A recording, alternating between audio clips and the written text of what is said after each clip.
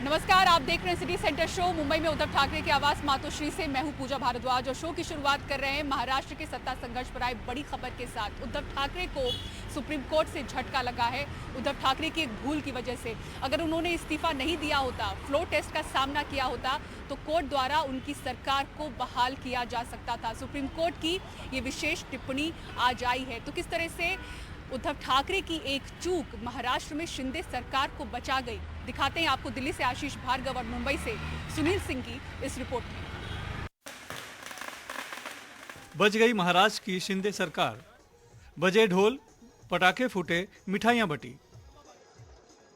महाराष्ट्र में लंबे इंतजार के बाद सुप्रीम कोर्ट का फैसला आ गया है और इस फैसले में शिंदे गुट को बड़ी राहत मिली है। सुप्रीम कोर्ट ने कहा, उद्धव इस्तीफा न देते, फ्लोर टेस्ट का सामना करते तो उनकी सरकार बहाल हो सकती थी। 16 विधायकों की अयोग्यता का फैसला स्पीकर पर छोड़ा। फैसला आते ही एनडीटीवी से बात करते हुए सीएम एकनाथ शिंदे बोले, हमारी सरकार को असंवैधानिक कहने वालों को करारा जवाब मिला है। जब सरकार बीजेपी के साथ चुनाव लड़े और कांग्रेस राष्ट्रवादी के साथ सरकार बनाए, तब नैतिकता कहाँ गई थी। इसलिए ये नैतिकता का मुद्दा बनाना, ये सिर्फ अपने बचाव के लिए बोल रहे। हालांकि सुप्रीम कोर्ट ने खूब खरी खरी भी सुनाई। 5 जजों की संविधान पीठ ने कहा कि पूरे घटनाक्रम में तत्कालीन राज्यपाल भगत सिंह कोश्यारी द्वारा सदन में विधायकों के शक्ति परीक्षण कराने और विधानसभा अध्यक्ष का व्हिप की नियुक्ति का फैसला गलत था। The decision of the speaker recognizing Mr. Gogole as the chief whip of the Shiv Sena is illegal. पूर्व मुख्यमंत्री उद्धव ठाकरे ने कहा, नैतिकता की जीत हुई, शिंदे इस्तीफा दें। नैतिकता अगर देखें तो जिन लोगों को मेरे पिताजी ने, मेरे पार्टी ने सब कुछ दिया, वो लोग उठकर मेरे ऊपर उंगलियां उठाए, तो उनके लिए मैं मेरा विश्वास या अविश्वास क्यों जताने की कोशिश करूं। तो ऐसे लोगों को अधिकार ही नहीं है मुझे सवाल पूछने का। जिन लोगों ने मेरे पार्टी से सब कुछ लिया और गद्दारी की, तो गद्दार लोग मेरे ऊपर अविश्वास लाए और उसका मैं सामना करूं, कैसे हो सकता है। आज तो मतलब महाराष्ट्र में अब सरकार ही नहीं है। नैतिकता तो अभी जैसे मैंने नैतिकता का पालन किया, तो अगर इस मुख्यमंत्री में जरा भी कोई नैतिकता होगी तो मुख्यमंत्री उप मुख्यमंत्री ने इस्तीफा देना चाहिए, जैसे मैंने दिया। फडणवीस ने जवाब दिया, नैतिकता का पाठ उद्धव ठाकरे न पढ़ाएं तो अच्छा। नैतिकता के आधार पर शिंदे जी ने इस्तीफा देना चाहिए। इससे हास्यास्पद क्या हो सकता है कि जिस सरकार को सुप्रीम कोर्ट लीगल, लेजिटिमेट और कॉन्स्टिट्यूशनल ठहराता है, उस सरकार के मुखिया से वो इस्तीफा मांगते। मुझे ऐसा लगता है कि उन्होंने जरूर इस निर्णय का अभ्यास करना चाहिए और उसके बाद इस प्रकार की बात कहनी चाहिए। एनसीपी अध्यक्ष शरद पवार ने तत्कालीन राज्यपाल की आलोचना करते हुए कहा कि उनका नाम महाराष्ट्र के इतिहास में दर्ज रहेगा। राज्यपालांची निवड किती चुकीची केली जाते याचं उत्तम उदाहरण महाराष्ट्राने पाहिले। The communication expressing discontent on the part of some MLAs is not sufficient for the governor to call for a floor test. Supreme court की सख्त टिप्पणी पर सफाई देते हुए पूर्व राज्यपाल भगत सिंह कोश्यारी ने कहा, सोच समझकर फ्लोर टेस्ट का फैसला लिया था। जब किसी का इस्तीफा मेरे पास आ गया तो मैं क्या कहता, तुम मत दो इस्तीफा। लेकिन आपके अधिकार गलत थे ऐसे बताया सर कोर्ट ने। अब जब सुप्रीम कोर्ट ने कुछ कह दिया है तो आप लोग का काम है कि सुप्रीम कोर्ट ने सही कहा गलत कहा उस पर व्याख्या करना, विवेचना करना, ये एनालिसिस्ट का काम है, ये मेरा काम नहीं है। शिंदे फडणवीस सरकार को राहत तो मिली है, लेकिन मुख्यमंत्री एकनाथ शिंदे सहित 16 विधायकों पर निलंबन की तलवार अब भी लटकी हुई है, क्योंकि सुप्रीम कोर्ट ने मामला खारिज नहीं किया है, बल्कि विधानसभा अध्यक्ष को उस पर जल्द फैसला लेने को कहा है। दिल्ली से आशीष भार्गव और मुंबई से पूजा भारद्वाज और कैमरामैन संजय मंडल के साथ सुनील सिंह, एनडीटीवी इंडिया के लिए। उधर दिल्ली की केजरीवाल सरकार को सुप्रीम कोर्ट में बड़ी जीत मिली है। 5 जजों की संविधान पीठ ने एक मत से फैसला सुनाया कि दिल्ली में अफसरों की पोस्टिंग और ट्रांसफर का जो फैसला है उस पर नियंत्रण चुनी हुई सरकार के अधिकार में होगा। आपको बता दें कि बीते 8 साल से आम आदमी पार्टी सरकार अदालत में इस अधिकार के लिए लड़ाई लड़ रही है। शरद शर्मा की रिपोर्ट देखिए। अरविंद केजरीवाल बेशक डायबिटीज के मरीज हैं, लेकिन आज मिठाई ना खाते ये नहीं हो सकता था। आखिर 8 साल लंबी लड़ाई के बाद उनकी सरकार की जीत हुई।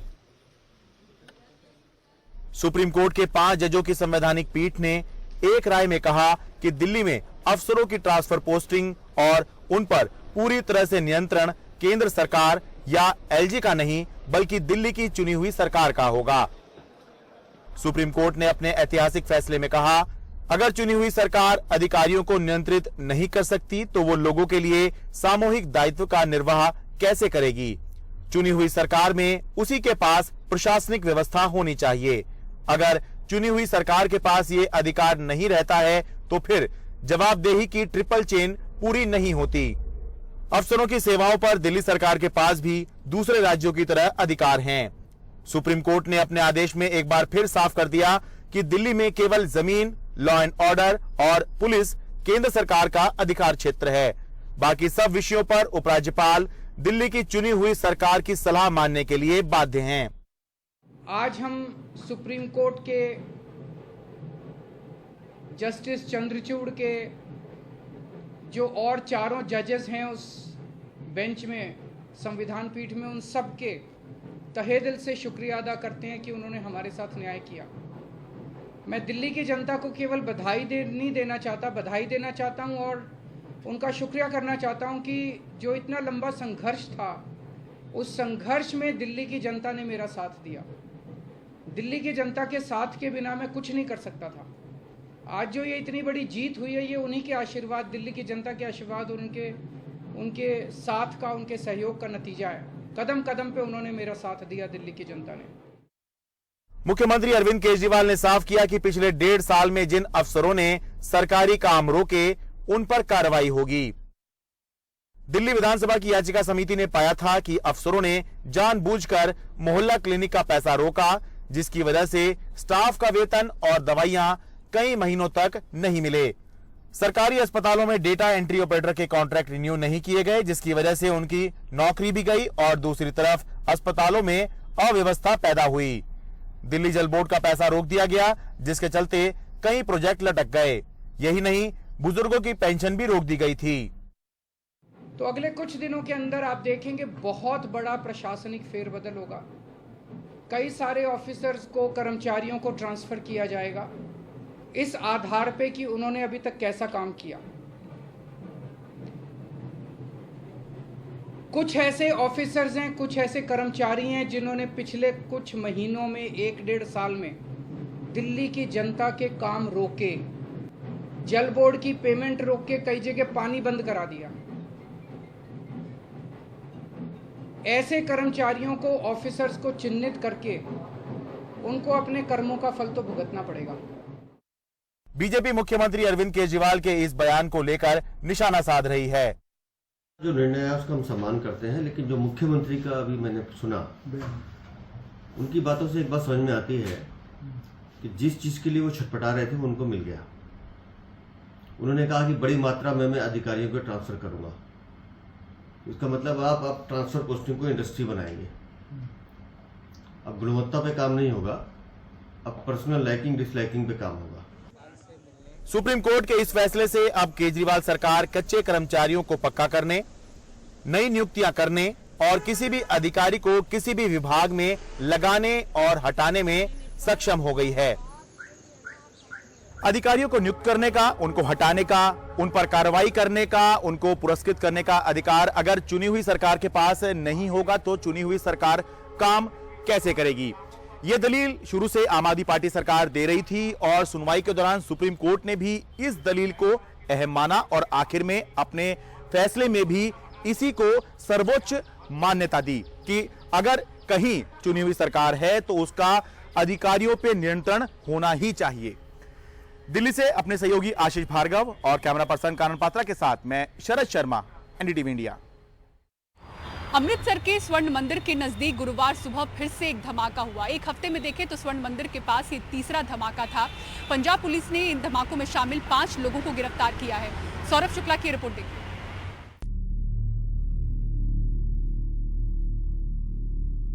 सीसीटीवी में नजर आ रहा ये शख्स अमृतसर में हुए 3 धमाकों को अंजाम देने में शामिल था। ये अमृतसर में जो हाल के दिनों में जो 3 लो इंटेंसिटी एक्सप्लोजन्स हुए थे। पंजाब पुलिस ने दावा किया है कि उसने इन धमाकों के पीछे का एक बड़ा षड्यंत्र बेनकाब किया है। पंजाब के डीजीपी गौरव यादव ने कहा कि हमने 5 लोगों को हिरासत में लिया। इनके नाम आजादवीर सिंह, अमरीक सिंह, साहिब सिंह, हरजीत सिंह और धर्मेंद्र सिंह हैं। इनमें से 3 ने विस्फोटकों का प्रबंध किया था। एक महिला से भी पूछताछ की जा रही है। हमने एक साइंटिफिक तरीके से इन्वेस्टिगेशन करी, CCTV footage, technical investigation, data से हमने इनकी प्रेजेंस एस्टैब्लिश कर ली है और इसकी हम डीप इन्वेस्टिगेशन करेंगे। इनके लिंकेजेस जो इनके टेलीफोन फोरेंसिकली एग्जामिन कराएंगे, इनके एसोसिएट्स के बारे में पता करेंगे इंडिया या अब्रॉड में, और इसको सारे एंगल्स को हम एक एसआईटी कॉन्स्टिट्यूट करके इसकी इन्वेस्टिगेशन करेंगे। पुलिस के मुताबिक आरोपी आजादवीर सिंह और अमरीक सिंह ने आईईडी असेंबल की थी। फॉरेंसिक जांच में पता चला है कि विस्फोटक में chloride bromide mixture of sulphur था। एक्सप्लोजिव को 2 कंटेनर व टिफिन में भरा गया था। तकरीबन 200 ग्राम एक्सप्लोजिव था जो पटाखे बनाने में काम आता है। इस हेरिटेज स्ट्रीट की पार्किंग बिल्डिंग के समीप इसे रखा गया था और 6 मई को इसमें पहला धमाका किया गया। पुलिस जहां इस मामले में अपनी पीठ थपथपा रही है, वहीं विपक्ष के विक्रम मजीठिया ने धमाकों के लिए सरकार को कटघरे में खड़ा करा है। पंजाब पुलिस सूत्रों की माने तो ये सभी आरोपी रेडिकलाइज्ड हैं। अमृतपाल गिरफ्तारी के बाद ये लोग एक्टिव हो गए थे। अब पंजाब पुलिस ये भी जांच कर रही है कि क्या इन आरोपियों के तार आईएसआई से भी जुड़े हैं। अमृतसर और नई दिल्ली में मनोज के साथ सौरभ शुक्ला, एनडीटीवी इंडिया। और अब आइए बात पाकिस्तान की करते हैं। पाकिस्तान के सुप्रीम कोर्ट ने पूर्व पीएम इमरान खान की गिरफ्तारी को अवैध बताते हुए उन्हें रिहा कर दिया है। हालांकि इमरान अभी पुलिस गेस्ट हाउस में सुरक्षा में हैं। सुप्रीम कोर्ट में आज पाकिस्तान के पूर्व पीएम इमरान खान कैदी के तौर पर लाए गए थे, लेकिन निकले आजाद। असल में बुधवार को पुलिस लाइन में लगी अदालत ने उन्हें 8 दिन की रिमांड पर भेजा। इसी के खिलाफ उनकी पार्टी सुप्रीम कोर्ट गई। सुप्रीम कोर्ट ने गुरुवार को ही दोपहर बाद सुनवाई कर ली। कहा कि वहां के वक्त के मुताबिक 4:30 बजे शाम को इमरान को कोर्ट में पेश करें। टिप्पणियों से ही लगने लगा कि इमरान को राहत मिल सकती है। कोर्ट ने कहा, जैसे कोर्ट से गिरफ्तार किया वो अपमानजनक। 90 से 100 रेंजर का ऐसे घुस गिरफ्तारी गलत। किसी कोर्ट परिसर से गिरफ्तारी नहीं हो सकती। सरेंडर करने आए तो गिरफ्तारी गलत है। इसके बाद अचानक पूरा अमला हरकत में आया। सुप्रीम कोर्ट के बाहर अंदर पुलिस, कमांडो सब तैनात हुए। बॉम्ब स्क्वाड ने जांच की, लेकिन तब भी इमरान को कोर्ट लाने में इतनी देरी हुई कि पीटीआई शक जताने लगी कि क्या इमरान को पुलिस लाइन की कस्टडी से कहीं और ले जाया गया है। 20 मिनट का रास्ता और इतना वक्त। लेकिन देर से ही सही इमरान को कोर्ट नंबर 1 में चीफ जस्टिस और 2 और जजों के सामने पेश किया गया। चीफ जस्टिस उमर अत्ता बंदियाल ने कहा, आपको यहाँ देखकर खुशी हुई। अपने समर्थकों से अमन की अपील करें। और वहीं से इमरान खान ने अमन की अपील की और कोर्ट ने फौरन रिहाई का आदेश दिया। ये भी कहा कि वो शुक्रवार को इस्लामाबाद हाईकोर्ट जाएं, लेकिन सुरक्षा के लिहाज से उन्हें फिलहाल अपने संरक्षण में पुलिस लाइन की गेस्ट हाउस में रहने का आदेश दिया। वहां उन्हें 10 लोगों से मिलने की इजाजत है। हालांकि इस फैसले पर फौरन सत्ता पक्ष ने सवाल उठा दिया। पीएमएलएन की नेता मरियम नवाज शरीफ ने चीफ जस्टिस के परिवार के इमरान से रिश्तों को रिहाई का कारण बताया और कहा कि ये फैसला पाकिस्तान के खिलाफ है और आप भी पीटीआई में शामिल हो जाएं। सुनवाई के पहले तो उनकी पार्टी के नेता ने कोर्ट को धमकी तक दे डाली। कल को अगर जजेस के घरों में घुसकर कोई शख्स आग लगाएगा और मैं पेशन गोई कर रही हूं, आप करें फैसला इसके खिलाफ, किसी का घचेगा। उम्मीद ये है कि अब वहां हिंसा थम जाएगी, लेकिन शुक्रवार को क्या उनकी जमानत बढ़ेगी, ये सवाल बरकरार है। और आखिर राजनीति वहां किस करवट बैठेगी, ये तो सेना के ही हाथ में है। दिल्ली से उमाशंकर सिंह के साथ कादम्बिनी शर्मा, एनडीटीवी इंडिया। तेलंगाना में क्यों 8 छात्रों ने की खुदकुशी, दिखाएंगे पूरी खबर। ब्रेक के बाद देखते रहिए सिटी सेंटर शो।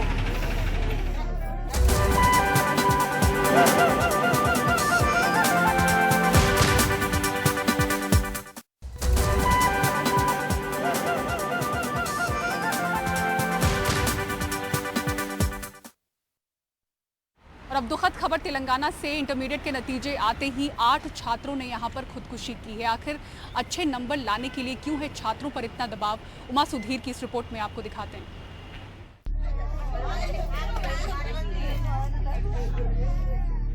तेलंगाना में मंगलवार को इंटर के नतीजे घोषित होने के बाद 48 घंटों में ही 8 छात्रों ने अपनी जान दे दी।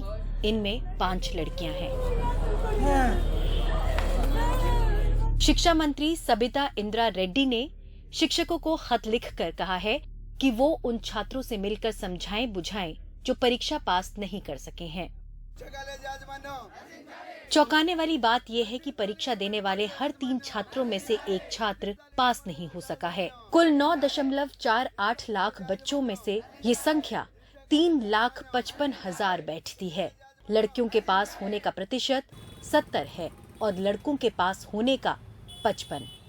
Government should come up with, सरकार को ऐसे कदम उठाने चाहिए जिससे छात्रों का EQ बढ़े। Emotional quotient of the student. Inter के नतीजे आने के बाद तेलंगाना में छात्रों की मौत के मामले अक्सर आते रहे हैं। 2019 में 25 छात्रों ने अपनी जान दे दी थी। हमें ये सवाल पूछने की जरूरत है, फेल होने पर हमेशा छात्र ही जिम्मेदार क्यों, संस्थाएं जिम्मेदार क्यों नहीं? हमें अपने बच्चों को ये समझाने की जरूरत है कि ये सिर्फ कुछ अंकों की एक परीक्षा है। आगे चलकर जीवन में इसकी बहुत अहमियत नहीं होगी। हर स्कूल में एक काउंसलर होना चाहिए जो खास तौर पर कमजोर बच्चों को काउंसलिंग दिया करे। इंटरमीडिएट परीक्षा के नतीजे आने से पहले ही पिछले महीने एक लड़के ने महबूबाबाद जिले में अपनी जान ले ली। उसने अपने सुसाइड नोट में माता पिता से कहा कि उसे डर है कि उसको MBBS की सीट हासिल नहीं होगी। मंगलवार को उसके माता पिता को पता चला कि उनके बेटे को 89% से ज्यादा अंक मिले हैं। तकरीबन 2 हफ्ते पहले ही आंध्र प्रदेश में इंटर के नतीजे आने के 48 घंटों के भीतर ही 9 छात्रों ने अपनी जान दे दी थी। हैदराबाद से उमा सुधीर की रिपोर्ट, NDTV इंडिया। मॉरिशस के वित्त मंत्री महेंद्र कुमार ने वहां की संसद को बताया था कि मॉरिशस में कोई भी शेल कंपनी मौजूद नहीं है। अडानी समूह के खिलाफ जो आरोप हैं वो बेबुनियाद है और पूरी तरह से झूठ है। उनसे बात की हमारे सहयोगी विष्णु सोम ने।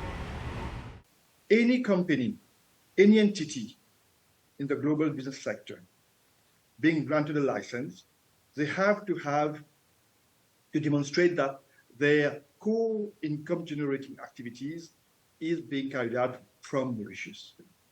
So this is something which is imperative to demonstrate that. Over and above, it has to be managed by a management company. It has to have at least 2 local directors with, satisfying in terms of fit and proper qualities, and also in terms of caliber for assuming these responsibilities. And over and above that, they have to have bank accounts in Mauritius. They have to have their records kept in Mauritius. They have to have their accounts audited in Mauritius and filed in Mauritius. So there are a number of conditions that have to be satisfied before they get any license. So when the report mentioned about shell companies being harbored in Mauritius, that's why I said it's not true, it's baseless, and it's founded. As far as Mauritius is concerned, the Adani group of companies have had false and baseless allegations leveled against them with regard to shell companies in Mauritius. Is that correct? That's right. I keep saying it. All the companies that are licensed in Mauritius, they have to adhere to all the conditions set as per the Financial Services Act, which is a legislation governing those activities. And at all times, they have to ensure that those conditions are being met. And like I said, they are managed by local management companies that have to ensure and to provide compliance report whenever they are requested. And I can tell you that those are being met, and that is why I can say breaches have not occurred in Mauritius with regard to these companies that we are referring to. और city centre show में फिलहाल इतना ही। मुंबई में उद्धव ठाकरे के आवास मातोश्री से पूरी team को दीजिए इजाजत। खबरों के लिए देखते रहें NDTV इंडिया। नमस्कार।